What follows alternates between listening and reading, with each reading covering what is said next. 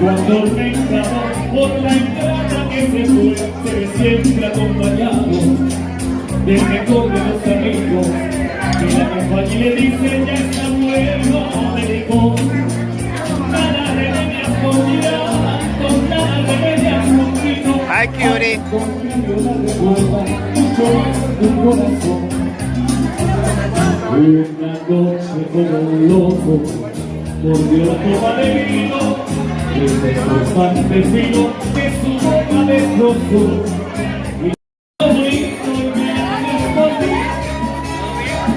Sí, la cuenta. Muchas veces quisiera oírte hablando sobre esto. Aprovecha tu tiempo, tú eres aún un chiquillo. A pesar de la distancia y el tiempo, no puedo olvidar las cosas que a veces de ti necesito escuchar. Oye, Sara. Lady Laura, abrázame fuerte, Lady Laura. Llévame a casa, Lady Laura, y cuéntame un cuento de Lady Laura. Lady Laura, abrázame fuerte, Lady Laura, y hazme dormir, Lady Laura, y cuéntame un cuento de Lady Laura.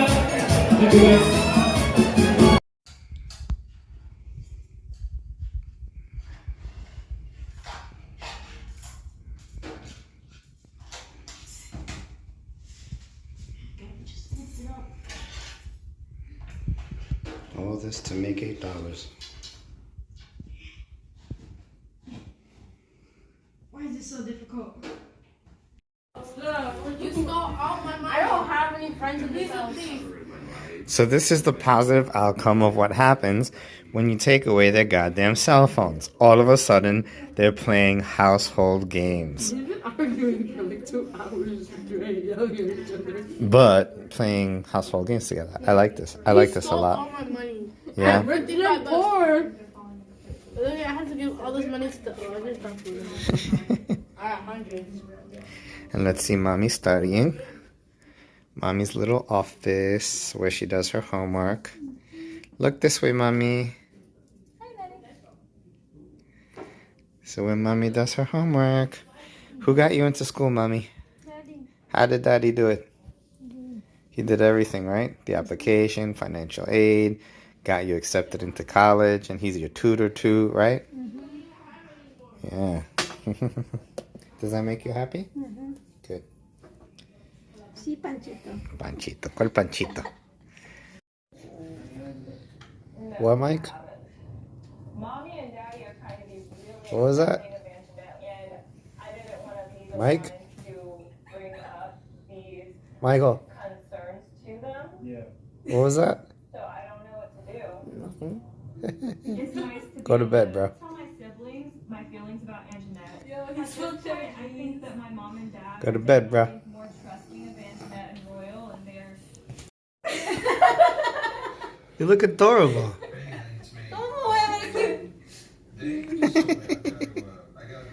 Me queda muy grande. It looks great. It doesn't fit too big. Ni el zapato tengo. Mira. The hair is amazing. El zapato se perdió. Mira, nomás tiene nariz mi pie. ¿Cómo te dice que yo me puedo poner eso? Eso no me queda. It doesn't have to fit. What do you want to have, like a perfect body as the killer Where's the clown? mask? It should be in the bedroom, or no, in the closet. ¿Cuál closet? The only closet en la entrada.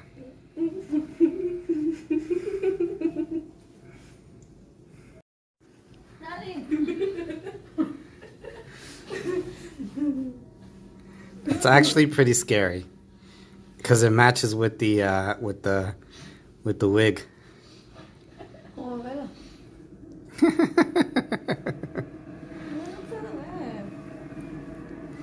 Yeah, that looks pretty scary. I might actually use that. If you're not using it, I might use that on Halloween. No, the wig and the mask, and I might put like a black hood on or something. Like my Henzo Gracie sweater. José, dame mi mano que se me cayó. Espera, se me cayó el baño. No sé. En este bonche se me cayó. Le voy a quitar los pies. Okay. Look at what mommy was it on. Sí, después de que le quite los pies, ya me queda como vestido. Sí, le voy a quitar los pies. Y ya, Dari. Okay. Deja de tomarme fotos. Who's taking pictures? Esta vaina va así.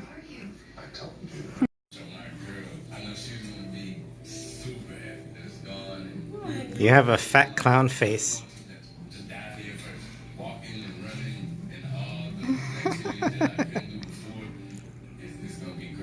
I think it was better with the other one, to be honest with you, with the brown one. That looks scarier. This one looks fake. Pero es que con esta sí se puede ver, con la otra no se puede ver. That's funny, yeah. Oye, vi que eso. I think that looks good too.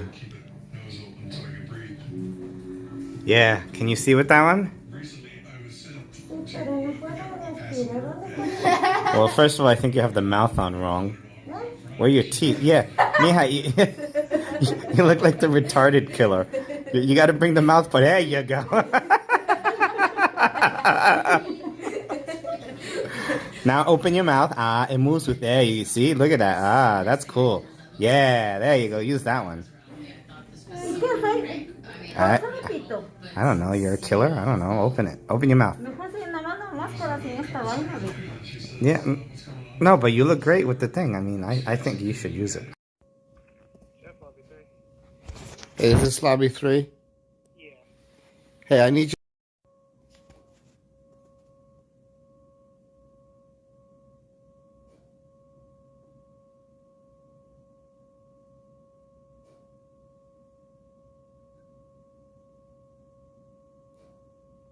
Side fries. That shit's already baked in, dumb broad.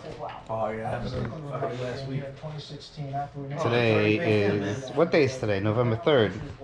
Election day. Woo, woo. Yeah, my boy Jeremy's crib. Yeah. Getting ready to watch the Trump train run through.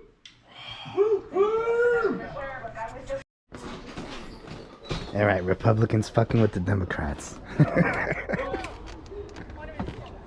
You gonna throw it at them? No, don't do it.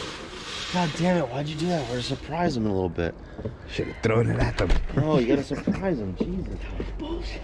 Here, pull it up the fucking side. What was the Dude, those are nuts. Sit. Alright, go ahead. You ready? Good boy. Wow, you just got to eat sushi. Look at that. Sit. Look at me. Ready? Go, good boy. Good boy, you big bastard. Let him enjoy it. You wanna do another one? He doesn't enjoy it, he just fucking sucks that shit down. I wanna talk to Sam. You ready, buddy? Get it. Oh, far, too far. Now watch. Now he's back there. Ready, Frank? Ready? Up. All right. I didn't throw it far enough. Good boy. So it's not just the presidency, it is also the House and the Senate that's being voted upon. Say hi, guys. I got the new GoPro 9. I was scratching my balls. Looking at mommy, and some people looked at me weirdly. You were looking at mommy and some I people was looked. winking. Oh, okay.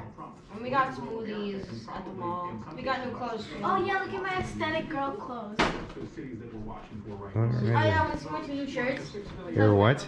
I got 2 new shirts. They're fire.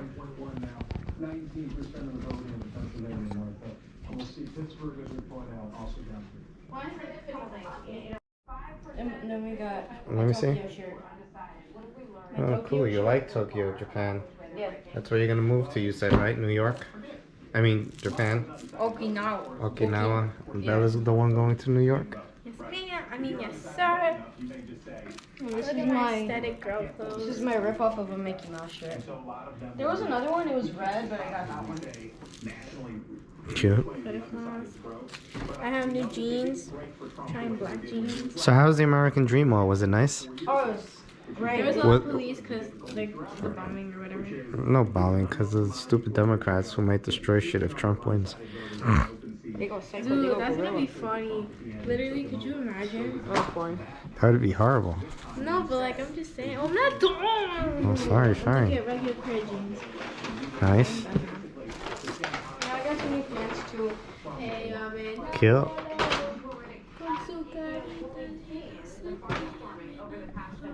We got a lot of clothes. Still watching the election, see who wins. Got my trusty dog by my side.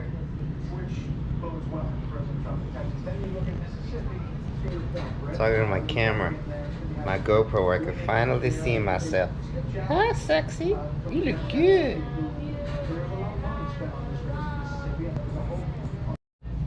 What'd you say? I said your foot looks like a monkey foot.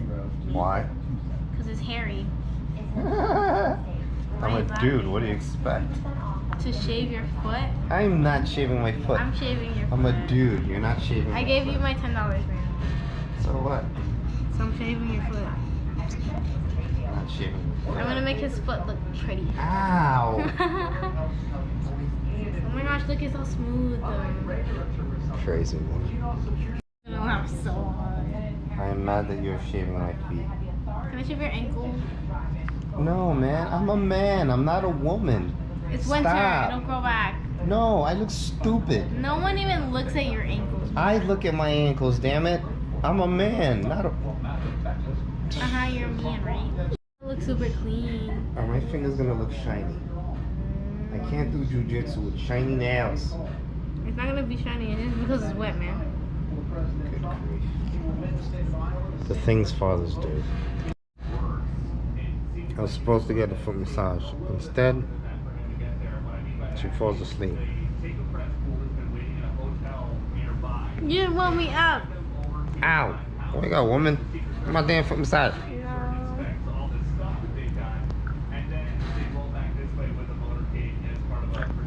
I scared him. My foot massage. Baby. Bye, babe. Love you. Probably bringing Taco Bell. I'm not bringing Taco Bell. What's wrong with the TV? Bye, Finiquan. Oh, I have no idea. Look at Michael's messy room. Today is Wednesday, November 4th, 2020. It's just like dying. I'll get you a new one. Today is, my hair looks good today, by the way. Today is Wednesday, I think. November 3rd. 4th. November 4th, 2020. The day after the general election. And I gotta tell you, I'm seriously thinking about stopping paying attention to politics for several reasons. The shit is stressful, number one. Number two, it's not a rigged system, but I mean, I live in Jersey. Does my vote fucking really count? Jersey is overwhelmingly a Democratic state. I'm a Republican. My vote didn't count for shit. So, what was the point? Same leadership as before. Nothing changed. And I think about my own well-being and my health, which is, you know, this whole political thing cost me a lot of friendships, a lot of sadness. Now, for example, if Trump loses, you know, I'm not going to be happy. And I'm not going to be happy not so much because of the economy or politics and all that shit. I'm not going to be happy because the fucking crybaby leftist liberals who literally stomped their feet. Literally stomped their feet and acted like crybabies. Destroyed shit. Okay? They won. And that, I think, is horrific. So I am undecided as to what I want to do. Hello. How are you? Good, and you? Any better, Trump would be You president. said no pickle and onion, right? Yes, with cheese, right? Thanks. So yeah, so I'm thinking of getting out of the whole political thing. definitely don't speak politics with your friends because you will lose friends. I've lost a lot of friends from college. My fraternity, I'm disavowing them. Fuck them. Thanks, hon. And the reason why is because 10, 15 years ago, so I joined the fraternity in college, my sophomore year, and during college it was great. Well, even then I had fucking agita. I will say, however, that I do thank the fraternity for, I wonder if this thing will stay still if this is kind of magnetic. I will say that I will thank the fraternity for my undergraduate years at Syracuse University, and also for, you know, where I am today in life. They provided me with male role models. I didn't have any, so at least they gave me that. In college, they gave me a social life. I belonged to a group. Did I need the fraternity to belong to a group? And no, I'm sure I would have established some type of group of friends, some type of a social life, but still, it certainly made me popular. I became very popular because of the fraternity. After college, for a period of about 10 years, I would say the same thing. I was very popular. I was part of the national leadership, vice chairman of the national fraternity, which means second in command, and we're a big fucking fraternity. We're probably one of the largest, one of the oldest, so that's big. People knew me by name. People still know me by name. Not as much as before, of course. Thanks, hon. But whatchamacallit, even then, still, there were pockets of agita. Especially, and this is when things really changed for me, especially when I became a Christian. If I had agita before, when I was part of the fraternity, becoming a Christian was the fucking nail in the coffin. Oh, there goes the camera. Yeah. I'll tell you that story later. I want to eat my lunch, but I definitely want to tell you this. That was weird. I don't know if this thing was recording or what, but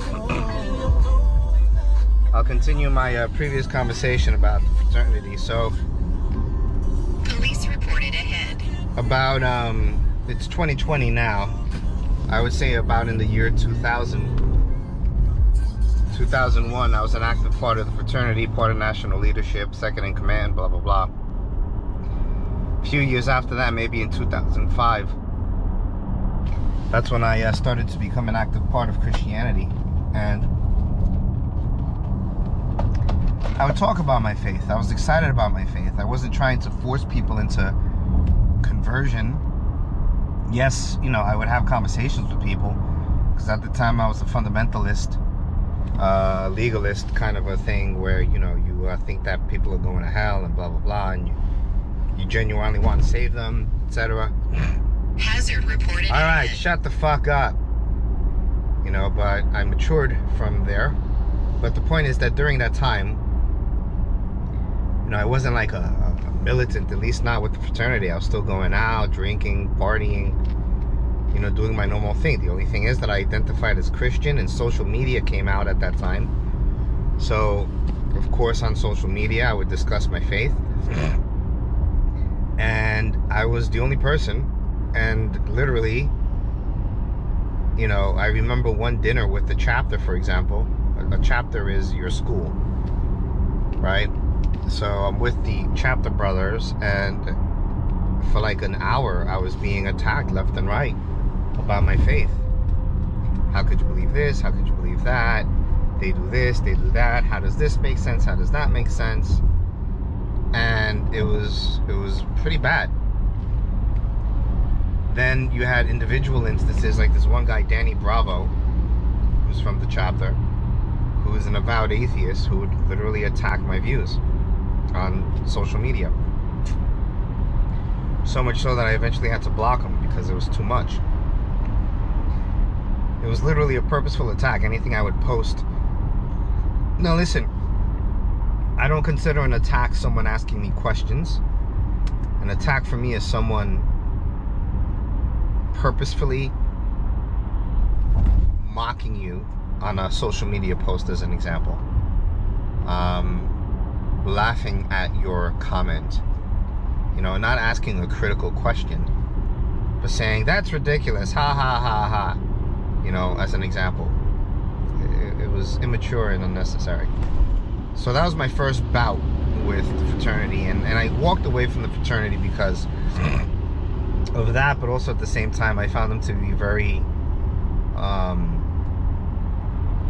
unappreciative, hypercritical people that were adding negativity to my life. I did a lot for the fraternity, especially at the chapter level.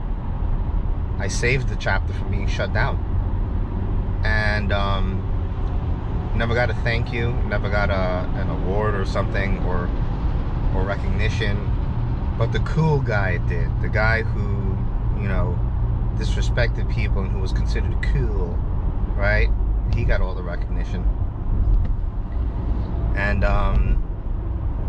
you know, I got all the criticism because I didn't pick a good restaurant for us to meet at.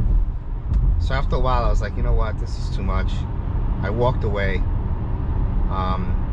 See what they would do without me. I don't know what they did, if they did anything. From what I could see, for a very extensive period of time, there was shit done. And I walked away.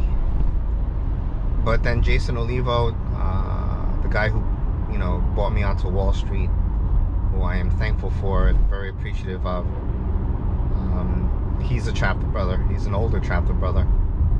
And I think that he felt a sense of appreciation towards me, because during his divorce I was actively a part of his life, my wife and I helping him in many ways. And I think that as a form of appreciation, he tried to get me back involved with the chapter, because he saw that as being a good thing.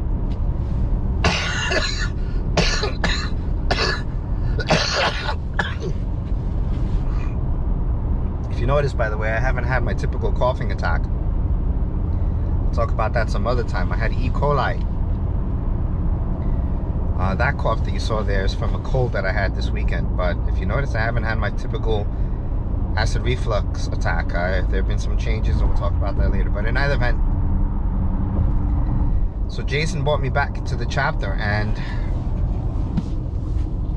once again, because of politics and my conservative, different views, I was attacked by one guy, Armando, who, you know, because I voted for Trump and I'm a Trump supporter, attacked me once again on social media in very vicious ways, saying very, very mean things, such as, for example, you know, this is why no one in the chapter likes you, shit like that. Like, really childish, immature things. We're in our fucking 40s and we're talking in this capacity. Well, I shouldn't say we. He is talking in that capacity. It was just stupid. And then when Jason tried to make me part of the group, and I decided to be a part of their little WhatsApp communication group, Armando and at least one other brother tried to stop me from being a part of the group. You know, I imagine it's more than one. I don't know. That's what I was told. That a couple of brothers had reservations about me being part of the group. Whatever happened to this whole para siempre thing, which means forever, right? What, am I a fucking drug dealer? Am I a murderer? You know, that you would try to, am I a child molester? You know, am I, what am I that you would try to keep me separate from the group? Even if I were an asshole, let's say, right? An incendiary gaslighter, as they call it. I'm supposed to be your fraternity brother, right? You know, even in the family, right? We're gonna have people in a family setting, we're gonna have people that we may not like, you know, that may be somewhat problematic, right? But we're not gonna like prevent them from being a part of the group. You know, we might have a conversation with them, unless they're absolutely destructive. But I was, you know, never a destructive person. If anything, I would always find myself on the defensive because of my faith, now because of politics, right? So once again, like, I'm like, here we go again. You know, yet another attack because of my conservative views. Then, now during the presidential campaign, and now that I'm friends with this one guy, Jesse Mejia, who is my dean. A dean is a person that when you're pledging the chapter, he's supposed to be responsible for you during your process of entering the fraternity, because in my day it was a very violent process. It was like a gang initiation. Not anything that I would recommend for you guys. You know, whatever, I'm not gonna go there. But so Jesse, you know, I felt like, all right, here's someone who I know he's a Democrat, but he's at least professional, emotionally intelligent enough that I can have him as a friend. And became friends on Facebook, and I made the mistake of, you know, replying to a couple of his comments on Facebook where I wasn't, you know, just so you know, it's not like I go onto his Facebook post saying, yeah, 4 more years, you know, or pro-Trump. No. I legitimately would, my goal in anything that I would put on Facebook was to ask questions, because I wanted to understand their position. I wanted to understand why they feel, for example, that Trump is a racist, or what about his policies do you disagree with? What specific policy do you disagree with? Name one for me, just one. But it was always an emotional rant. There was never any concrete answers given. You know, it was always just childish conversation. And during these childish back and forths where I would ask mature questions, I was then accused of gaslighting once again, meaning that I was seeking trouble. So I guess asking questions and trying to understand someone's position is seeking trouble, right?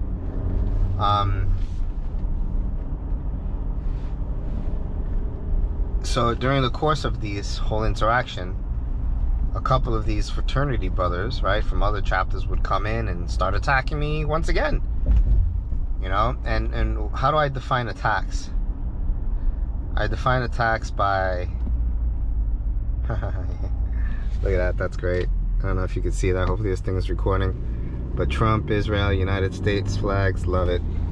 He has a Trump sticker on the back of his car, love it. Anyway, but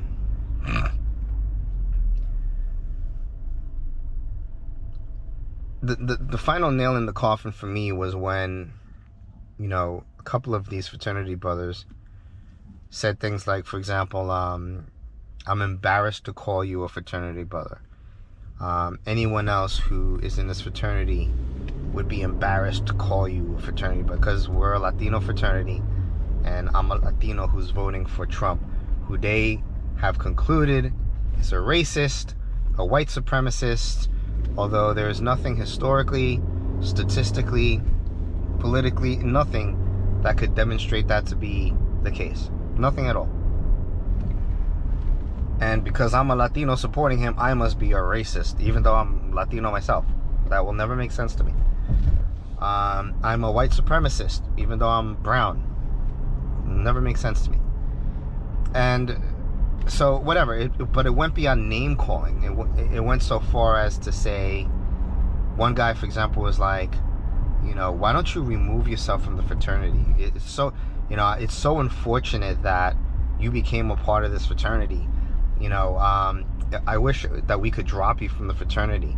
Why don't you do us all a favor and remove yourself from the fraternity? Motherfucker, I was the second in command at the national level who was responsible for many of the policies and procedures that you use today. That's one of my clients, Rudy Isley. Holy shit. That man is like 85 years old. Look at that. Rudy Isley.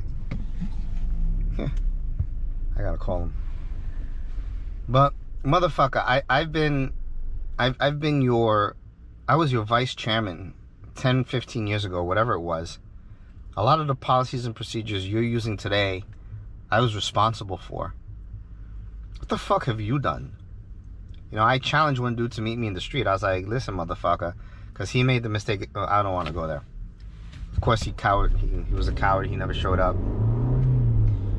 But the point that anyone would say, you know, you should remove yourself from the frat, you know, we're embarrassed to call you a fraternity brother.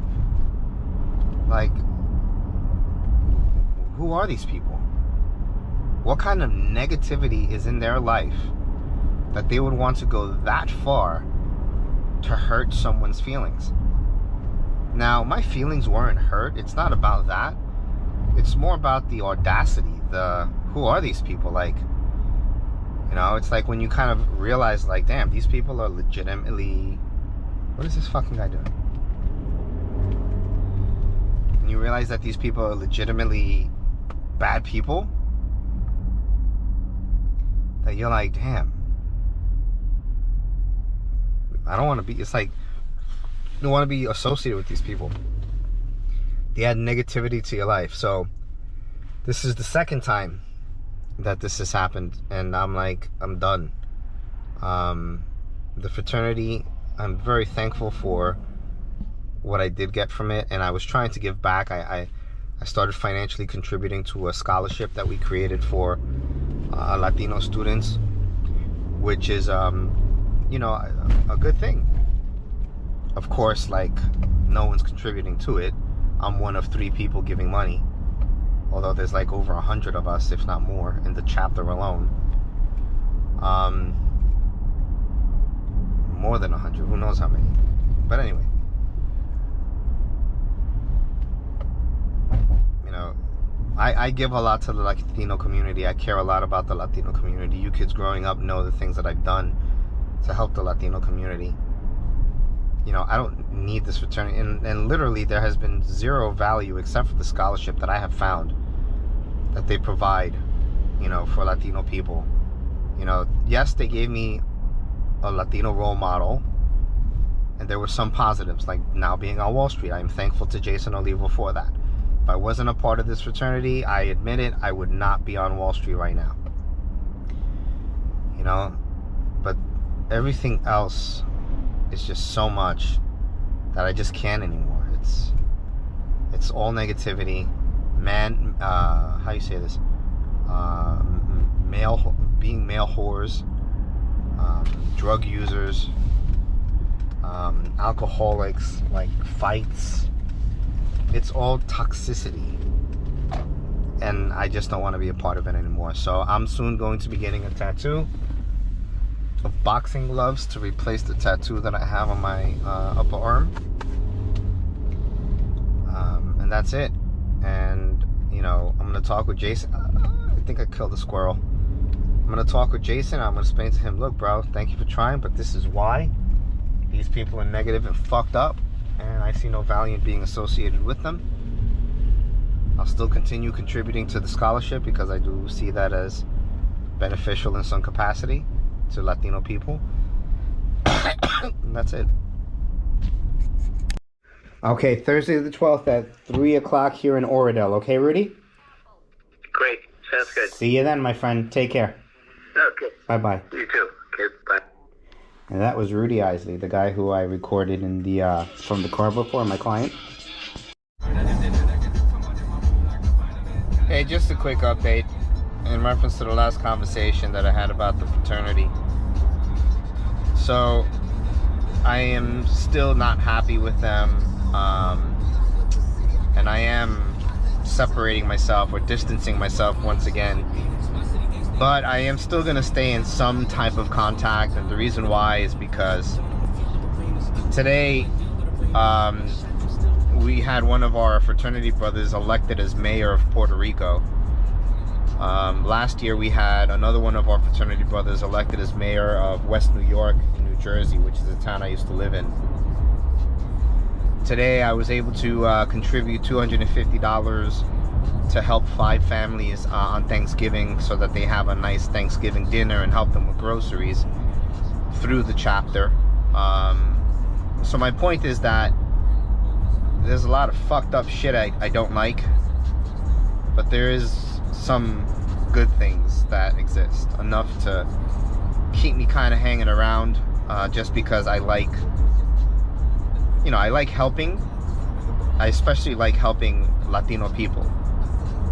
So, I don't know. I'm still getting my fucking tattoo and reconsidering a lot of things, but just thought I'd give you that update. Heading to meet your mom for dinner now. I'll record more then.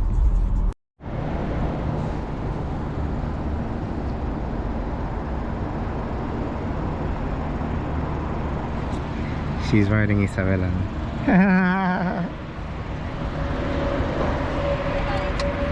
Hi, Chupis.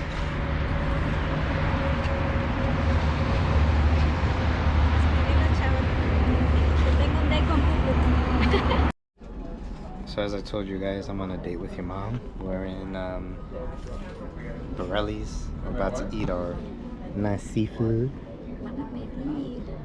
What? ¿Qué dices? Voy a comer, aquí me enseñó. Okay, fine.